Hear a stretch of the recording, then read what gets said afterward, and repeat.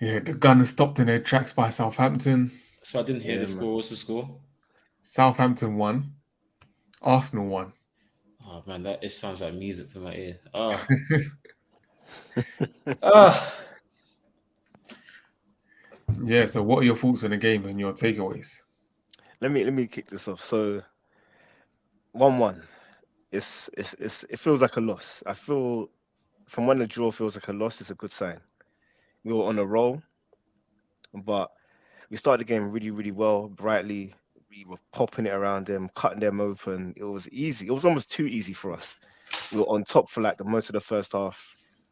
We had a few chances, a few half chances, a few openings, but we only got one goal from our hard work.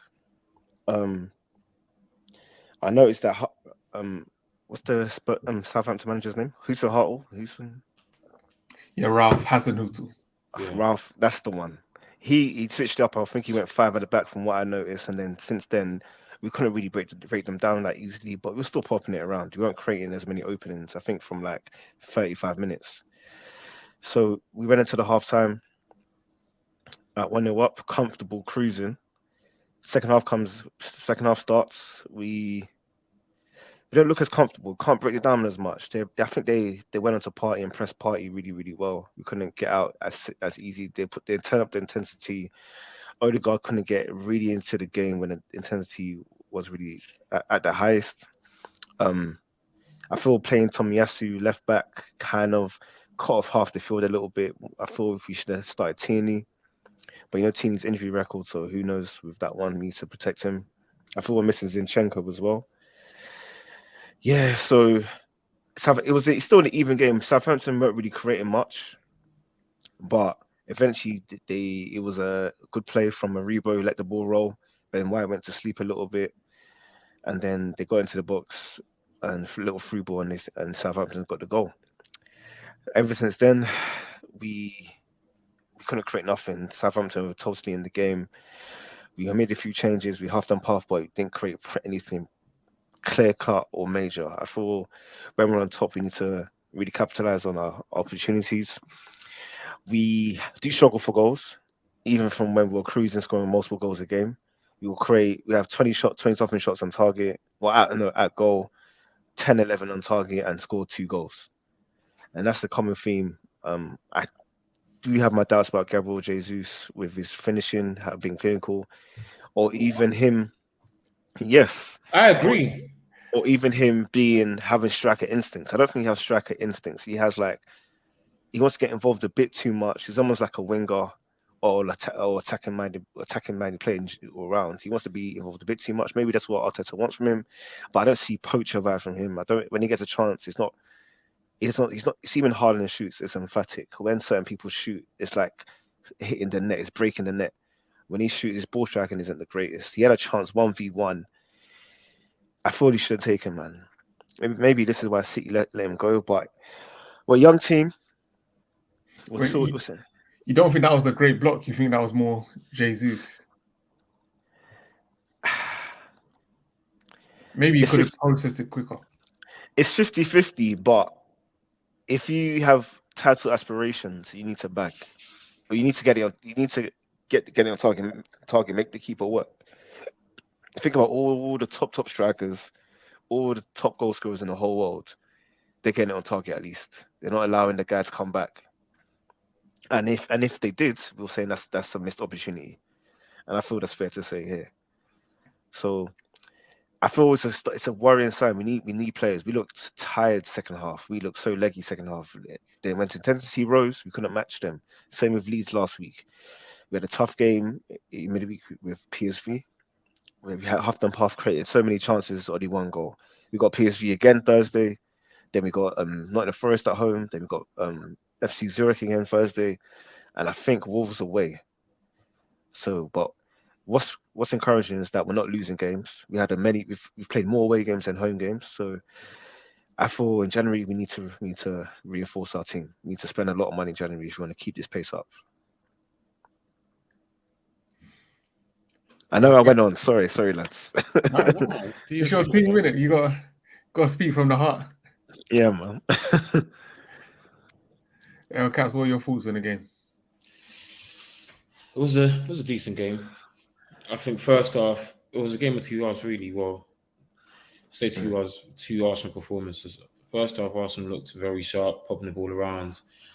I think one thing I've noticed about Arsenal is how instrumental Thomas Partey is to that team. He is so vital, and it's just the little things he does. Like he drops in, like he's a very intelligent footballer. He drops in, looks around, picks up little pockets, gets the ball, quick pass, one touch, releases. And he's at the tempo. He keeps the team ticking. He doesn't dilly dally on the ball. He just gets it, pops it, and there's always a good forward pass. He really does side passes. He's always looking forward, and he's a metronome. He's a guy that makes the team tick. And as people were saying, second half, Southampton adjusted to pressing them, wasn't giving them time in the ball or chances to get the ball, and Arsenal couldn't move forward accordingly. I agree with your take on Gabriel Jesus. I think we had a discussion about this before. He's not a striker.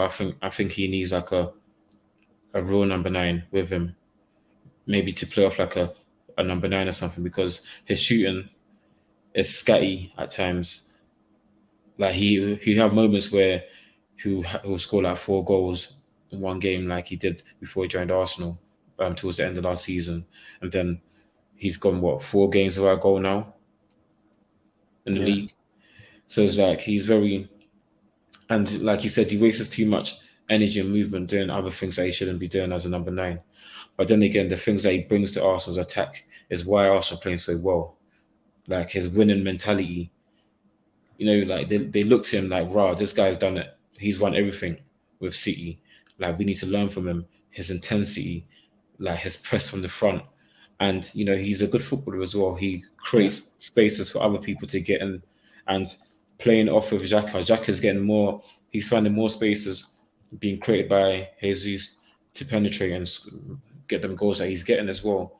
And I can see the effects of Martinelli as well. You can see Martinelli's really starting to pick up as well. The last couple of games, I don't think it's been that great, Martinelli, but overall, you can see that he's kind of feeding off Jesus, and you can see Saka's been feeding off it. He's been getting goals. Today wasn't Saka's best game, but as a whole, his impact on Arsenal's phenomenal, but his finishing leaves a lot to be desired at times. Hold tight, Southampton. I thought when Arsenal went 1-0 up, game was done because Arsenal never lose to Southampton. I couldn't tell you the last time they lost to that team. They never lose to them. So I was thinking, yeah, another Arsenal beat Southampton result. AFTV is going to be dead tonight.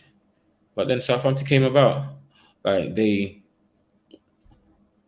put a good pass in. I think it was Armstrong threatened when he was 1-on-1 with It was when Saliba made that mistake and he was 1-on-1 with Gabriel. That's when, from then, Southampton started getting into the game a bit more. They saw that we could get at Arsenal.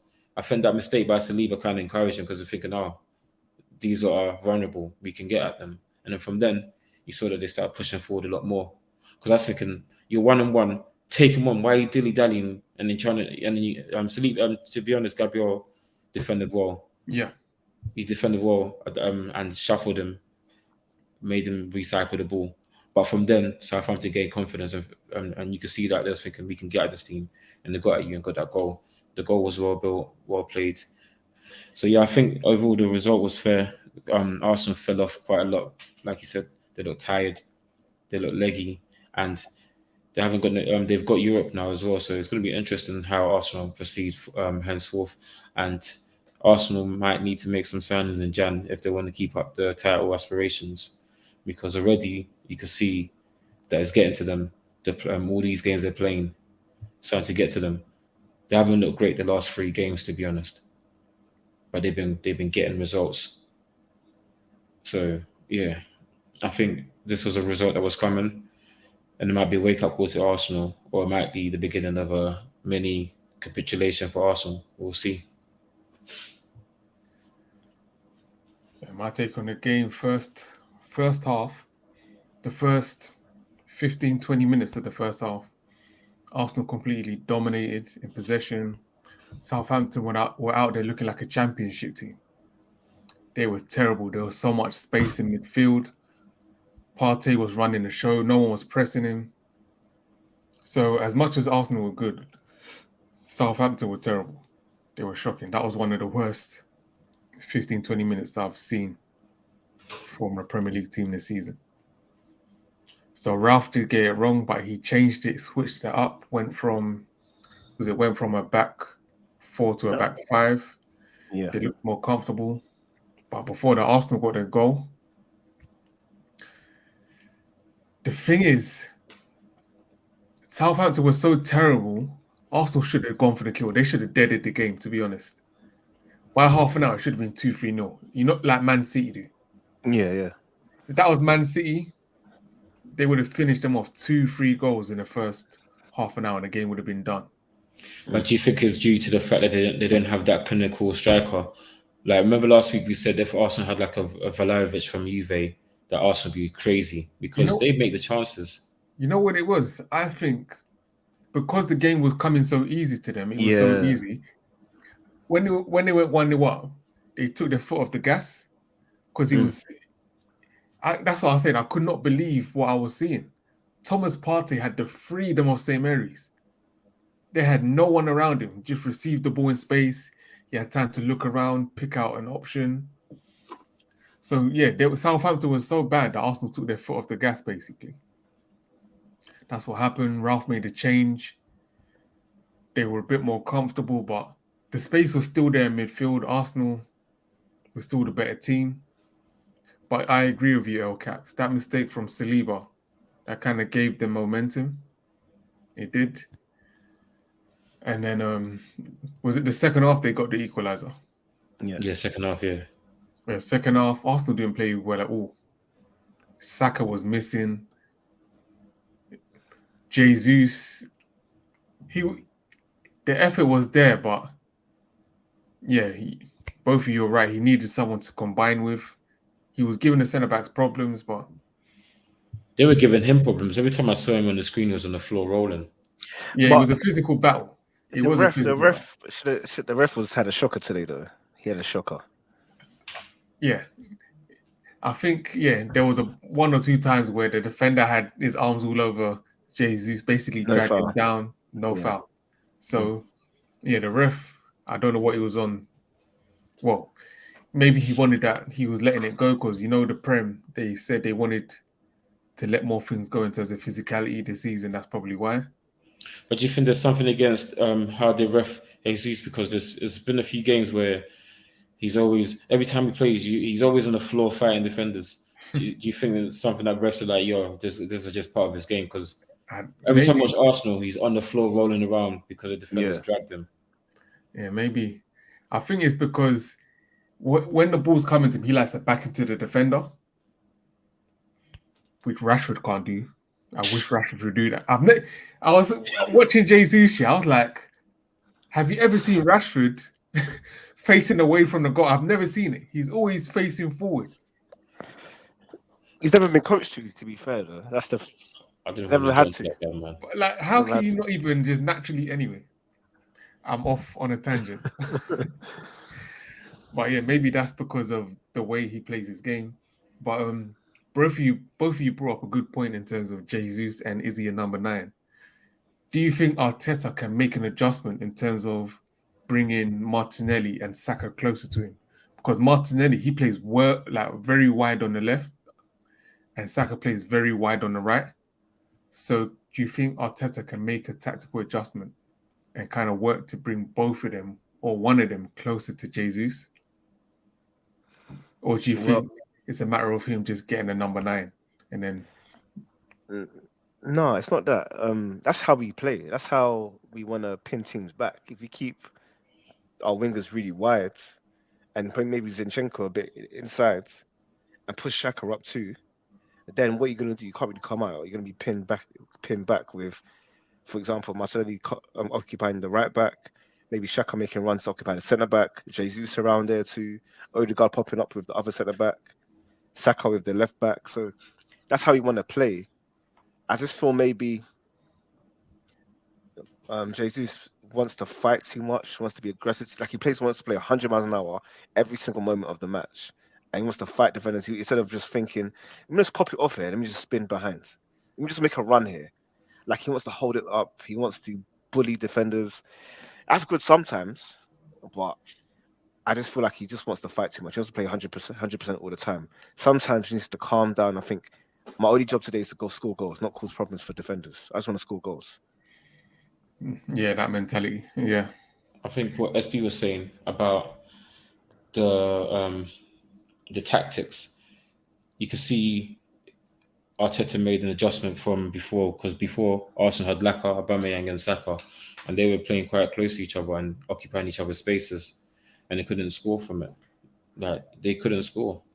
But now you're having Saka very wide on the right. You've got Martinelli very wide on the left. You're leaving so much spaces in the middle that Arsenal can attack, and the defenders um, have to pull and defend Saka and Martinelli because they can get at you. So they have to stay. So already the back line is very stretched. So you're leaving a lot of spaces for Gabriel Jesus to float in and out, and then you can bring in Xhaka, who's more attacking now, and then you got more space for Odegaard to do his dirt as well. So I think that's probably the tactics that they're going for. But like you lot was saying, you need Gabriel Jesus to be more of a I need to get goals, not I need to be a menace. Let me just get goals. Because I think start of the season he was on that let me get goals. And then I think with him, yeah, when he's having an off like a rubbish shooting day, he starts running around like a menace. I think when he's not confident in his shooting, you can see he becomes a bit of a menace. Yeah. 2 more points. One shout to Xhaka for becoming a goal scoring midfielder now. Yeah. Shout out to Xhaka. Ben White as well. He went from not playing right back to playing right back to playing right back and being an attacking fullback and getting goal contributions now. So Yes, he's getting more comfortable with it. yeah. So shout out to Ben White. And one more question. I think I saw a stat today that Saka has started the last 53 league games in a row for Arsenal. Does Saka need a rest? Rest for who? We can't afford for him to take a rest. I was saying today, who's back? Who can bring on? Who can you replace Martinelli with? You got to replace. You got to put in a striker to give Martinelli rest. So if Smith Rowe was here, he'll be bringing off Smith Rowe. But he's had the surgery, so hopefully he's back firing eventually. But again, we need to replace. We need to buy someone. We tried to buy Rafinha in the summer. But yeah, it is what it is at right now. We got. My goal, is start the World Cup. Make it to start the World Cup, top of the league. I'll be happy. I'll take that. If it's 1 point, 2 points, I'll take that. And then when we come back, it's only 2 games until the January transfer window opens from Boxing Day. So yeah. What position does Reece Nelson play? Winger. He's a right wing, left wing. Why can't you use him? Huh? He's on the bench For a reason. He's only got his deal ends in this summer coming, and we haven't offered him a new deal, so we're prepared to let him go. So it is what it is. He's too young, man. He's not ready. So why have him on the bench? He also can put another youngster.